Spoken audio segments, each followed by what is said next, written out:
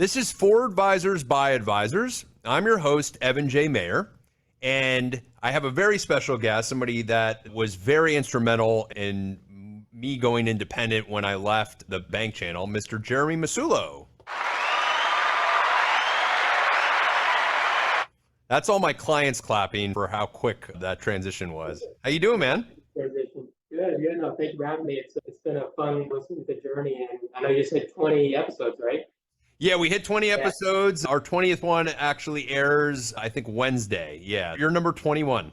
Nice, I love it. Awesome. So Jeremy is a director of transitions for Super OSJ and currently affiliated with Raymond James. Jeremy's actually in St. Petersburg, Florida, which is the headquarters for Raymond James, and he's been doing transitions for 6 years. Now, just so we know, the average life expectancy for a transitions consultant in that role, I believe, Jeremy, was what? Yeah, it's under 2 years. I'm a little weird.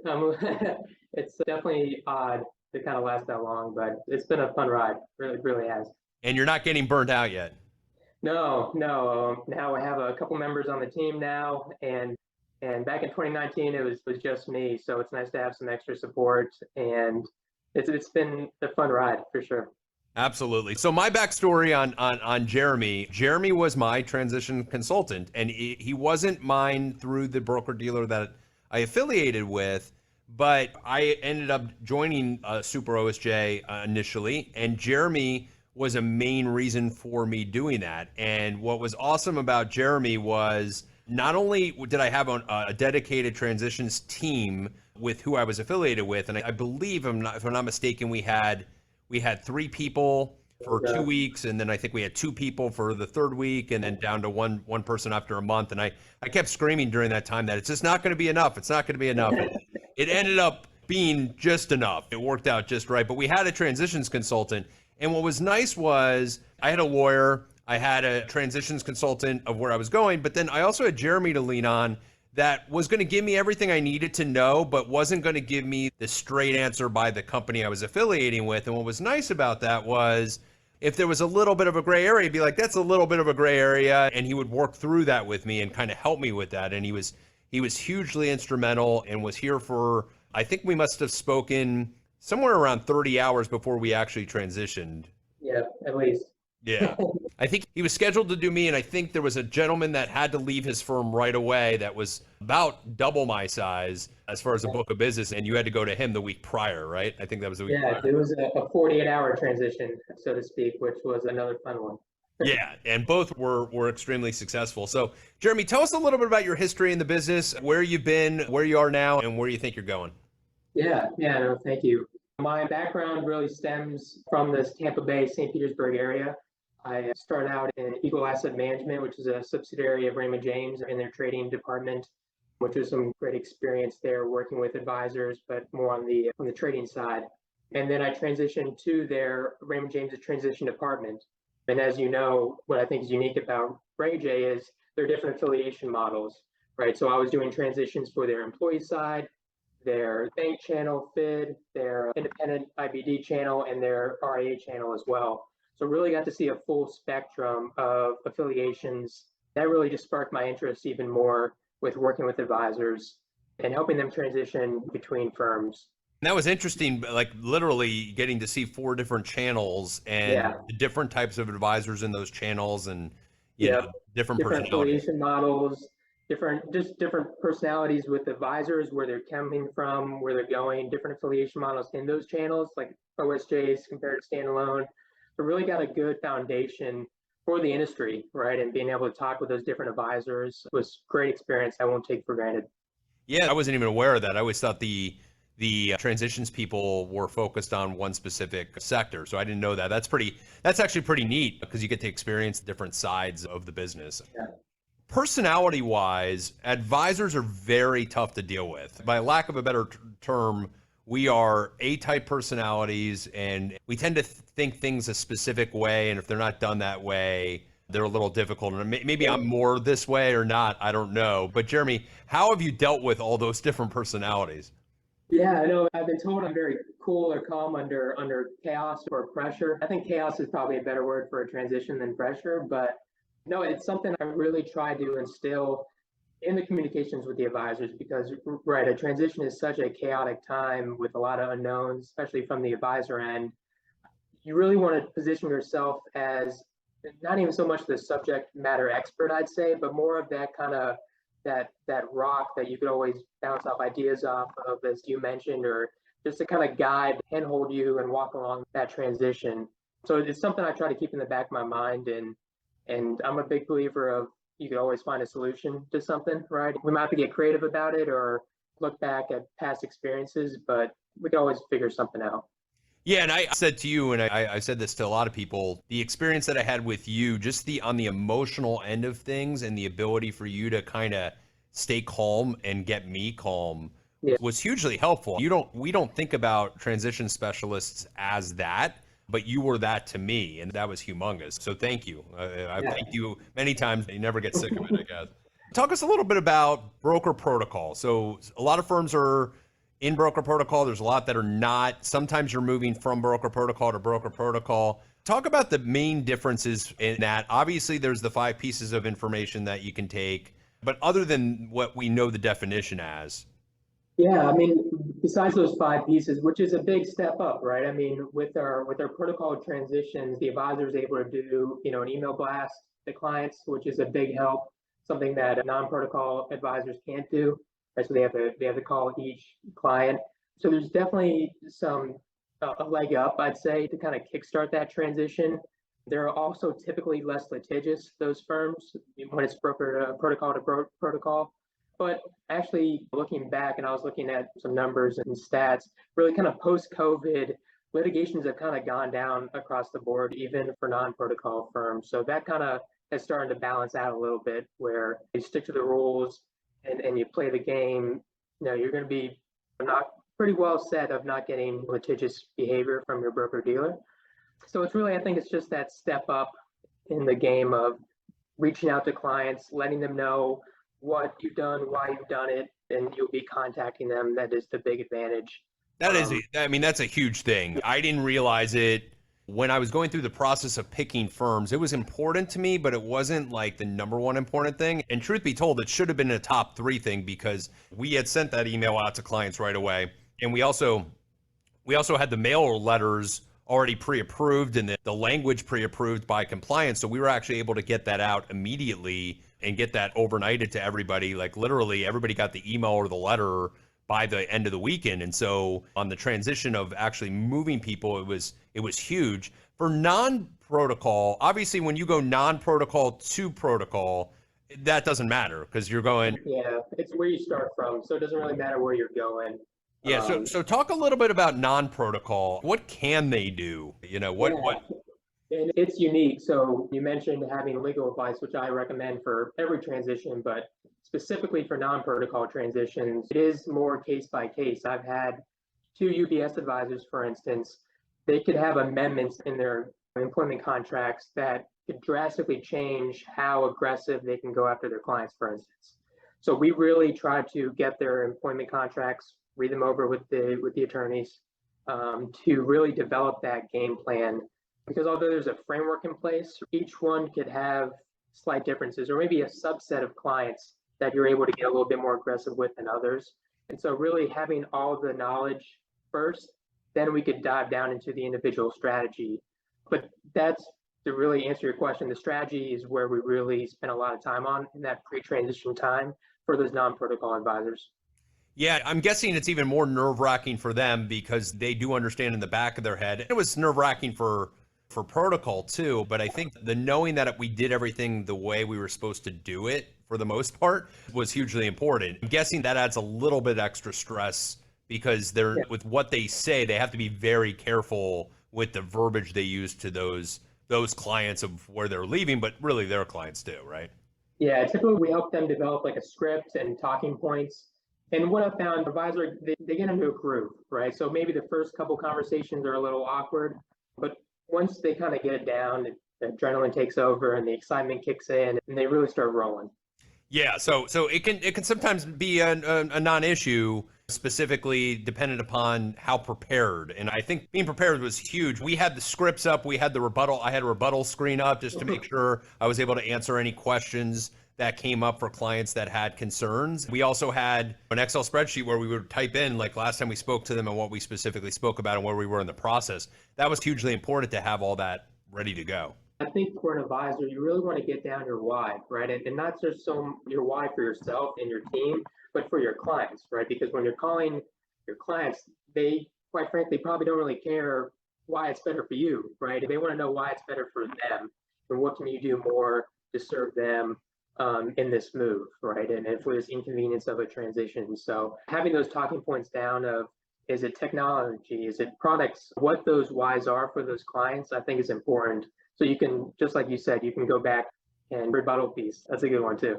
Yeah, well, you're right, because the why is everything. The why, and not why it's important for you. You know, as advisors, when we make that move, we're constantly thinking, why is the client not signing that quicker to get it here? Yeah. But at the end of the day, you really need to, when you develop your script, it needs to be about the why for them. Yeah, 100%.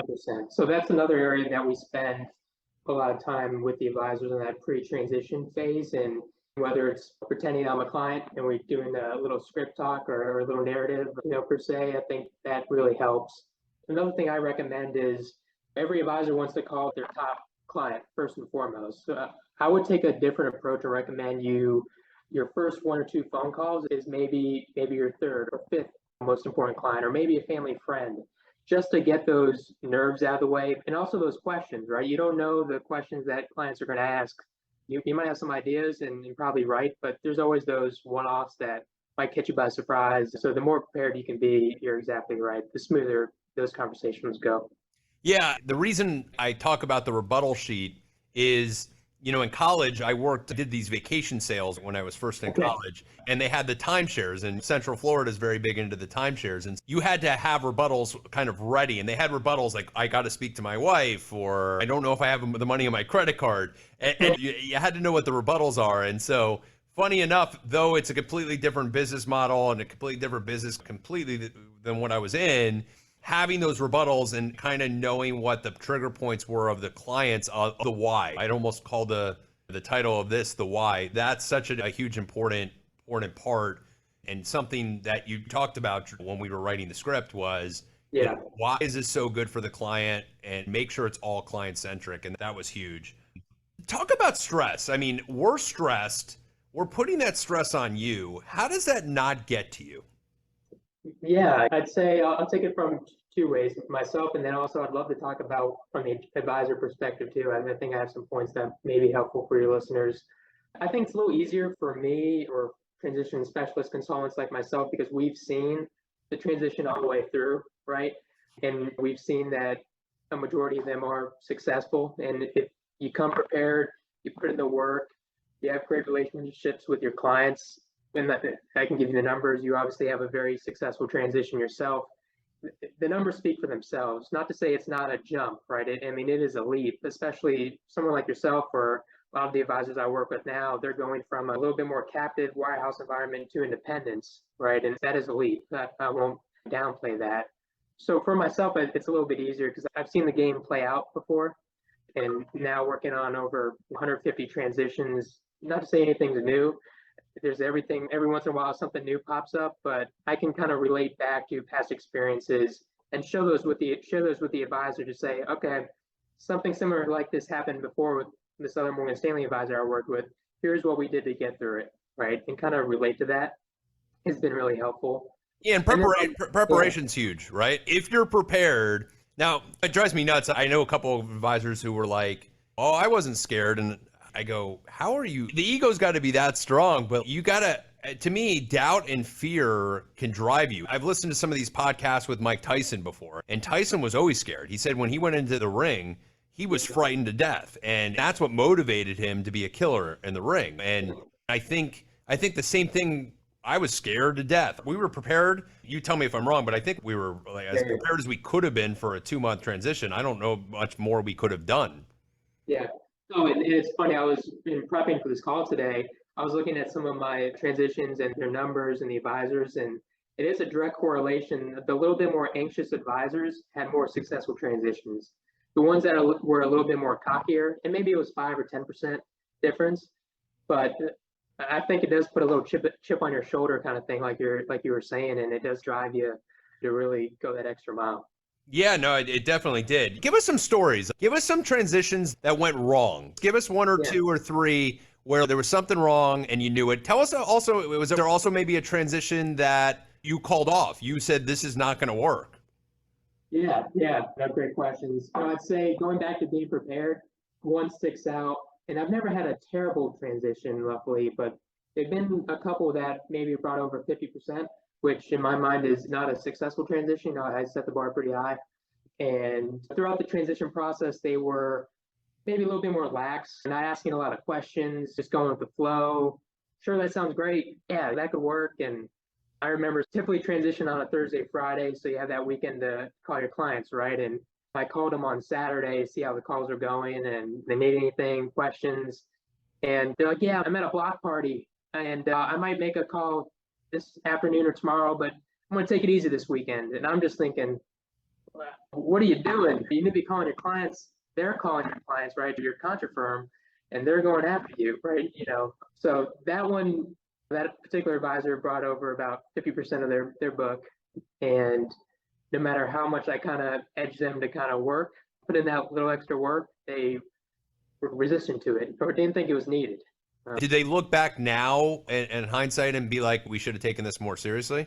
Yeah, I mean, I think once you mentioned that 2 month kind of time frame, we typically say transition is about 2 or 3 months in duration from when you resign and affiliate. Once those numbers started to settle down and they started to seeing what ended up at the end of the day, they were definitely disappointed. And they felt it with clients too. They would tell me, clients were asking, why did it take them 2 weeks to call them, right? They didn't feel that they were important, right, to their clients. Were they protocol, this group? They were non-protocol. They were non-protocol. Yeah, it was Edward Jones advisor. But still, even in those cases, I mean, this advisor just wasn't, I mean, you remember what you're working weekends, man. It's just what it is. Oh, I don't know if you got to hear the podcast I did about that weekend, but that weekend, that Sunday, I didn't know that the AC wasn't working too. So we had the AC to contend with in August in South Florida, and we had the honey and the tea. And by 4 o'clock Sunday, I knew I was waking up for Monday. They were going to start calling clients, and knowing that I had reached out and gotten to about 90% of the clients that I wanted to. Talk about that a little bit too. I mean, leaving a firm is sometimes a good time to clean up, isn't it? Yeah, and I would say that episode 4, I think it was 14, that you gave your experiences was really good. I'd only add one extra thing, if I may, to that. Yeah. And I'd say setting the expectations with your family, I think, is one area that I always remind advisors to do too, because it's not just you transitioning, right? Your family, right? You and Lauren and your kids, and you're gonna be working long hours, getting home tired, missing soccer practice and whatnot for a couple months. But that's an important thing to think about as well as you're going through this. And so you want to set those expectations with your family. Yeah, that is huge. We haven't talked about that, but yeah, going through this and what your family has to go through when you do it. And I'm not trying to scare anybody away from this because, as Jeremy said, this is a scary leap and it's nothing to take for granted. But once you do make the leap and it's a successful leap, you look back and you go, that wasn't so bad too. Yeah. And I only bring that up because I had a horror story where an advisor didn't set the expectations with his family. He thought it would be like a normal day of work. Tell us a little bit about that. This is somebody that transitioned. They were nervous. They were prepared for themselves, but they never really told their family like, hey, what this could be like for me, right, for the next 2 or 3 months. And what happened was a lot of conflict between this gentleman and his wife. And it caused a lot of issues. And he, again, kind of like how I try to set expectations with the advisors and their teams. That's what I would ask the advisor, right? You need to set expectations with your family just so they're aware, right? You might miss a soccer practice, as I mentioned, or you're going to be working late hours, coming home late, maybe miss bedtime, story time, or something like that. And if you set those expectations on the front end, it's fine. And this advisor made it seem like it'd be a walk in the park to his family, apparently. And when it didn't, a lot of conflict happened, right, between them. And it caused distractions for the transition, let alone his family, which is just as important.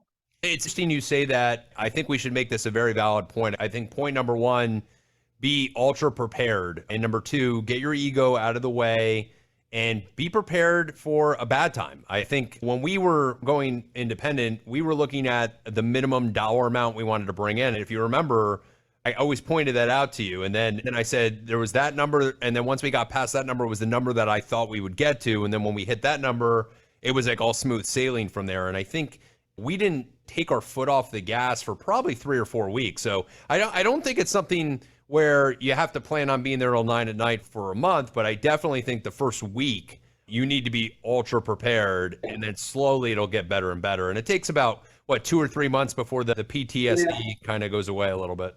Yeah, and it depends on the size of your book. Some of these Edward Jones advisors have 500 households, right? I mean, it's not to say it's a harder transition, it's just a little bit longer, right? Yeah, that's a good point too. If you had 500 relationships to move over, that could be daunting. It's a time suck. No, but and to get back to your question about segmenting, I'm glad you brought that up because it's something I wanted to comment. And because to your point, I don't want to make it sound like a transition is all scary and bad time, right? I try to make the transition an opportunistic time for the advisor, because take this opportunity when you're in front of your clients to really segment your book, right? So whether that's moving them to different products that you now have access to and make more sense for them, whether it's cutting off some clients that maybe are not ideal for your new venture. This is an ideal time you don't need to bring over 100%, right? And I think you'll find as well, and I remember with you too, you'll find new opportunities through this transition process, whether that's through referrals, additional money from clients that you didn't really know about. It's an opportunistic time that you can take advantage of it. On that other side, when not only is it more green pastures, you're going to be set yourself up and your team up for success in so many more ways. Oh, I agree.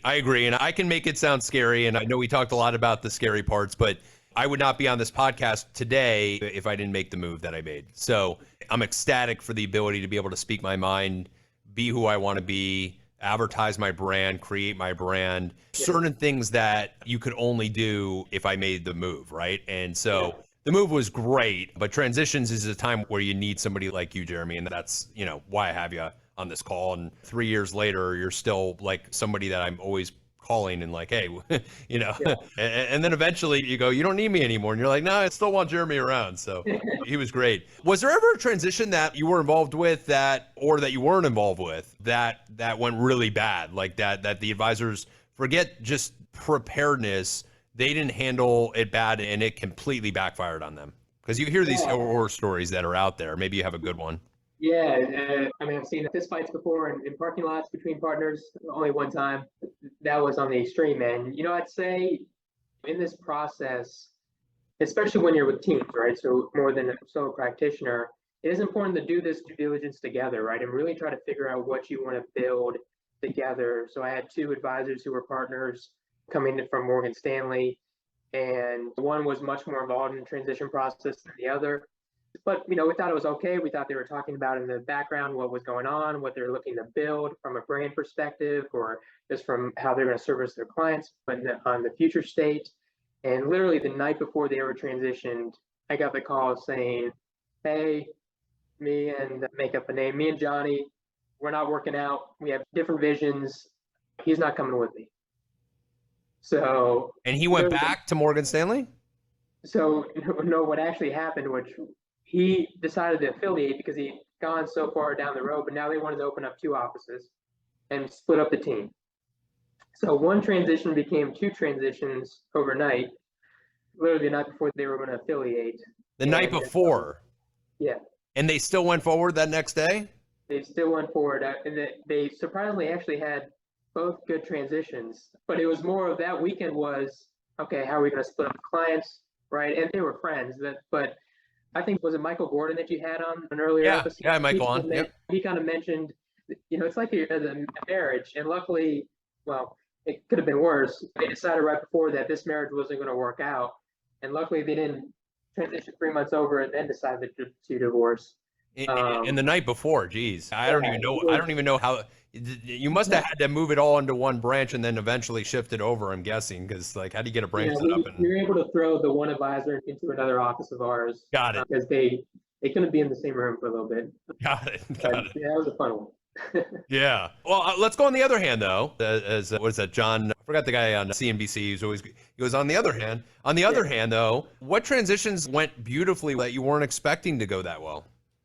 Yeah, I'd say the advisors that that really stand out to me in from a numbers perspective, but just a smoothness to your point. They're one where they know they don't have all the answers and they're looking for the answers and they're willing to ask questions. I think you were great in your transition, right? Bouncing ideas off each other and saying, okay, I know I need to do this. How we get there? What are some options? So an advisor that is really engaged in that transition, but knows they don't have all of the right answers. They haven't transitioned before, or maybe it's been 10 plus years since they transitioned and things have changed. I think that engagement really separates the quality of that transition and one that's able to adapt, right? So I'm a big believer of creating a framework, but you need to leave some freedom in that framework because there's always going to be a pothole that pops up in the road, right? And so we have to be able to maneuver around those or over those in a very short order of time to keep that transition flowing. So if we create a game plan and you want to stick to that 100%, I can promise you it's going to be a little rocky.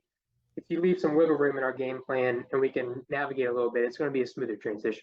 Yeah, let you do your job, right? As Belichick said, do your job, right? Yeah. To have somebody like Jeremy on your team and then to basically say, we're going to do it exactly this way, what's the purpose? What's the purpose? Jeremy, it's been great to have you. Leave us with I always use this as my last question. It's a good question because you end the podcast and you're like, I really wanted to touch on one or 2 points. Anything that we missed on this podcast that you think would be good for the audience to know? Yeah, the feedback I've gotten from advisors through the six going on 7 years now from transition is be intentional with your due diligence process. I had one advisor look up to as a mentor as well, and he said what he did was he would write out things that he wanted to be better in the future state, and also things that were good currently that he wanted. And when he was doing his due diligence process, I'm sure you remember talking to the tens of firms, right, and different teams and custodians, he would keep looking back at that list, right? Because I think it's easy I could show you this sexy new technology or this new product that you have available, but if it's not relatable to you or your team or your clients, you want to keep that as the focus and as the core. And so when you're doing your due diligence, be intentional with it because then you're gonna when you make that final decision, not only will it be the right decision, but in the transition process, you're gonna be 100% in, right? And you're gonna put in that work that's necessary and have that successful transition so that you can enjoy all those benefits that you now have in the future states. Yeah, and that's a good point. Don't get too caught on the shiny object. Stick to the things that were important to you when you made the move and make sure it's the right thing for you and your clients. So, by the way, Jeremy, congratulations on the wedding and the engagement. Very, very exciting times. Kids are going to come during the transition. Transition, exactly. So it'll be interesting times for you, man. I'm happy for you. And thanks again. For those of you that want to reach out to Jeremy, you can get him on LinkedIn, right? He's on LinkedIn. Yeah, Jeremy Massullo, Massullo. I got a pretty unique last name. Yeah. And we'd love to talk shop or just bounce off ideas and share any of my experiences. Yeah, and like I said, having a transition specialist that is on your team when you're going through this is significant. It's a huge benefit. And Jeremy, you were hugely instrumental in move, and I couldn't thank you more. Yeah, no, thank you, Evan. It was really fun. You guys know how to reach us. Hopefully you enjoyed this podcast. Please subscribe and also send me a message if you have any questions or you want to get a hold of Jeremy. Happy to connect you, and take care.